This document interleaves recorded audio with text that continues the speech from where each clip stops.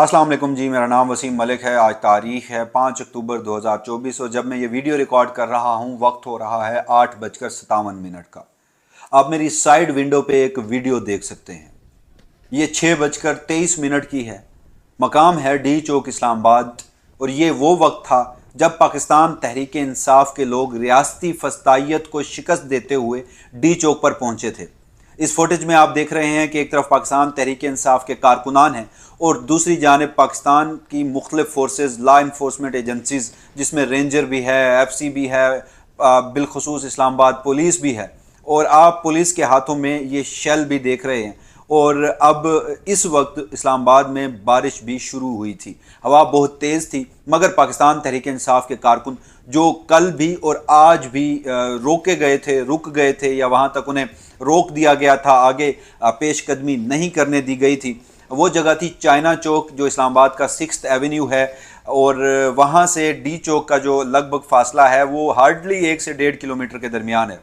तो इस वक्त में पाकिस्तान तहरीक इंसाफ के कारकुनान वहाँ पर पहुँचे और दिलचस्प बात यह है कि पूरी रियासत की जानिब से चैलेंज किया गया था। मोहसिन नकवी साहब चैलेंज करते रहे, मुस्लिम लीग नून के दीगर रहनुमा चैलेंज करते रहे कि हम किसी सूरत पाकिस्तान तहरीक इंसाफ के कारकुनों को डी चौक के मुकाम पर नहीं पहुंचने देंगे। गुज़श्ता रोज़ तो हमने देखा कि वो पहुंचे, मगर आज के रोज़ 5 अक्टूबर को शाम 6:23 पर वो डी चौक पहुंचे, जिस एहतजाज की काल अडयाला जेल में बैठे इमरान खान की जानिब से दी गई थी।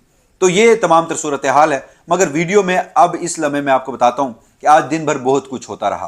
तहरीक इंसाफ का एहतजाज, सारा दिन लड़ाई और उसके साथ साथ फिर अली अमीन गंडापुर वाला एपिसोड हुआ। और इस वक्त की क्या सूरत हाल है वो मैं आपको बताऊंगा। अली अमीन गंडापुर इस वक्त कहाँ हैं वो भी आपको बताऊंगा। और इस हवाले से पाकिस्तान तहरीक इंसाफ की जो पॉलिटिकल कमेटी है उसका इजलास हुआ, उसमें कुछ फैसले लिए गए, वो भी आपके सामने रखूंगा। और इस हवाले से सलमान अकरम राजा साहब जो हैं उन्होंने भी एक बयान दिया है, वो भी आपके सामने रखता हूं। तो एक एक करके तमाम तर जो मामलात हैं वो डिस्कस करते रहते हैं। दिन भर जो एहतजाज था, पाकिस्तान तहरीक इंसाफ के कारकुनान हैं वो कटी पहाड़ी से जो यहाँ मोटरवे, पेशावर इस्लामाबाद मोटरवे पर गालबन हसन अब्दाल के करीब आती है जगह, वहाँ पर थे रात भर। वहाँ पर भी शेलिंग होती रही, जो पैलेट गन्स हैं वो भी फायर की जाती रहीं। पहाड़ी के ऊपर फोर्सेस मौजूद थी, नीचे पीटीआई का काफिला मौजूद था, फिर वहाँ से भी जीना भरा तो हेलीकॉप्टर के जरिए फायरिंग की गई। बहरहाल पाकिस्तान तहरीक इंसाफ का काफिला आज अली अमीन गंडापुर की सरबराही में वहाँ पहुँचा। वहाँ उन्होंने मजीद 2 हर्डल्स क्रॉस की, 2 खंदकें क्रॉस की। इस्लामाबाद टोल प्लाजा क्रॉस करते हुए श्रीनगर हाईवे पे आए। अब श्रीनगर हाईवे पे दोबारा उन्हें शेलिंग का और रास्तों की बंदिश का सामना था। अली अमीन गंडापुर का काफिला तो वहाँ पर मौजूद रहा, मगर वो चंद गाड़ियों के हमरा इस्लामाबाद के मार्गला एवेन्यू से होते हुए, F7 से F6 से होते हुए यहाँ इस जगह कारकुनान जो चाइना चौक पर मौजूद थे वहाँ पर पहुँचे। और ये सरप्राइजिंग था, ये अचानक था, डिसाइड ऐसा न हुआ था। कुछ नारे लगाए गए, वहाँ अली अमीन गंडापुर कुछ देर रुके और फिर वो केपीके हाउस गए। केपीके हाउस में भी उन्होंने जाकर लोगों से बातचीत की, मीडिया से भी बात की। और उसके बाद इतलात आई कि अली अमीन गंडापुर जो है उन्हें गिरफ्तार कर लिया गया है, किसी ने कहा हिरासत में लिया गया है। केपी हाउस जो है उसमें रेंजर्स भी घुसी, केपी हाउस में इस्लामाबाद पुलिस भी घुसी, एफसी भी घुसी। और उसके बाद से अब तक अली अमीन गंडापुर कहाँ हैं किसी को नहीं पता। मुख्तलिफ सहाफ़ी इस हवाले से मुख्तलिफ मुतज़ाद खबरें देते रहे। किसी ने कहा कि वो कोहसार बुलाक में जो यहाँ पर हमारे इंटेलिजेंस एजेंसीज़ हैं उनसे मुलाकात, फौजी इस्टेब्लिशमेंट से मुलाकात करने गए हैं। किसी ने कहा कि उन्हें पेशावर भेजा जा रहा है, किसी ने कहा कि उन्हें पेशावर रवाना कर दिया गया है। मगर मेरी इतलात ये हैं अब तक की कि अली अमीन गंडापुर साहब जो हैं वो इस वक्त भी केपी हाउस में हैं, महसूर हैं, डिटेन कर लिए गए हैं, हॉस्टेज रखा गया है उन्हें। उनकी बैरिस्टर गौहर से मुलाकात हुई थी।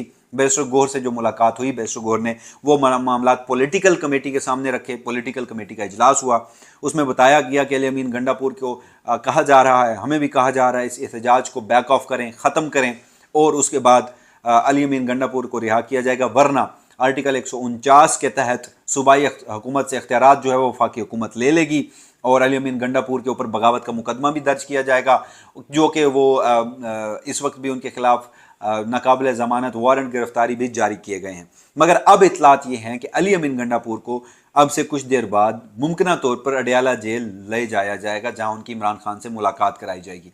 अली अमीन गंडापुर अब तक अपने इस मौक़िफ़ पे कायम है कि एहतजाज तब ख़त्म होगा जब इमरान खान कहेंगे। और ये अली अमीन गंडापुर का मुतवातर मौक़िफ़ रहा है। इससे पहले का भी एक एपिसोड हुआ जब अली अमीन गंडापुर के साथ सेम यही सूरत हाल थी।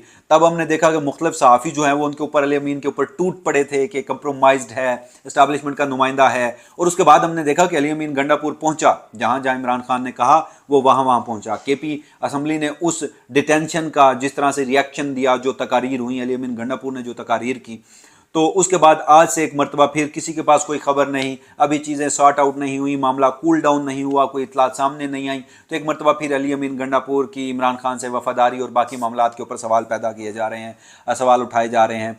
लेकिन इस वक्त इतलात ये हैं कि जो पाकिस्तान तहरीक इंसाफ की पॉलिटिकल कमेटी का इजलास हुआ है उसमें यह कहा गया है कि किसी सूरत एहतजाज खत्म नहीं होगा, एहतजाज जारी रहेगा।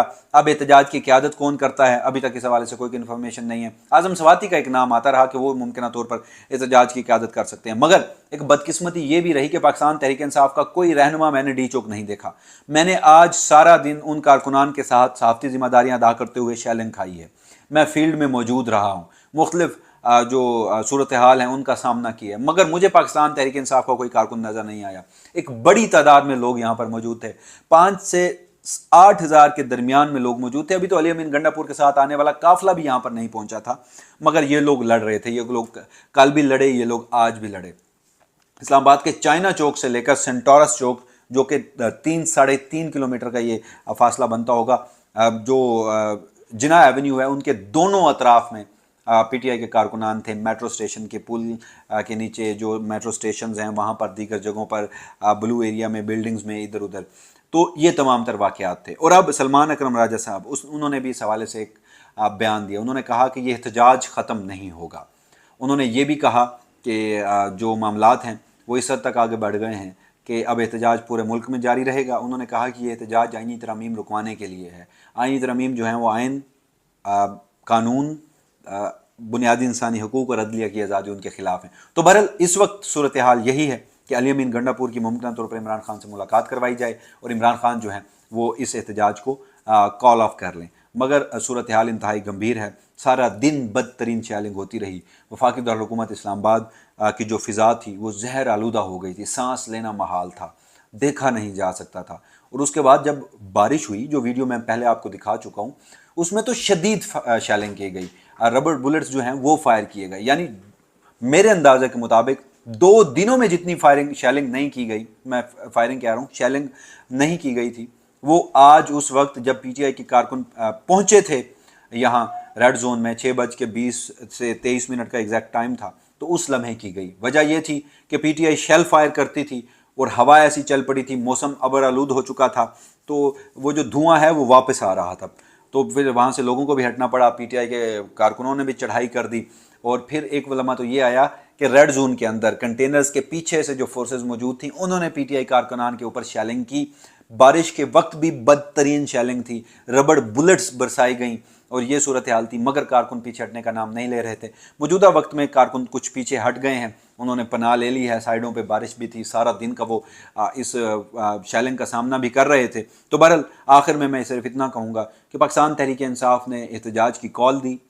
धमकियों के बावजूद, गिरफ्तारियों के बावजूद, गुज़श्ता 2 साल की बर्बरियत के बावजूद, 9 मई के बावजूद आज उन्होंने अपने उस कमिटमेंट को पूरा किया। इमरान खान की उस अपनी कमिटमेंट के, इमरान खान और कारकुन के दरमियान जो एक रिश्ता है उसको उन्होंने निभाया। कारकुन जो हैं वो वफाशार निकले और उन्होंने अपने लीडर की कॉल पर तमाम रियासती बर्बरियत का सामना करते हुए, जो सबसे अहम तरीन बात मैं करना चाहता हूँ कि पाकिस्तान तहरीक इंसाफ की कोई लीडरशिप इन कारकुनों के दरमियान मौजूद नहीं थी। ये अपने बिहाफ पे आए और ये डी चौक पहुँचे जो इनके लीडर ने कॉल दे रखी थी। अब ये एक डिबेट अलग है कि उनका नज़रिया दुरुस्त है या गलत है, मगर वो पहुँचे।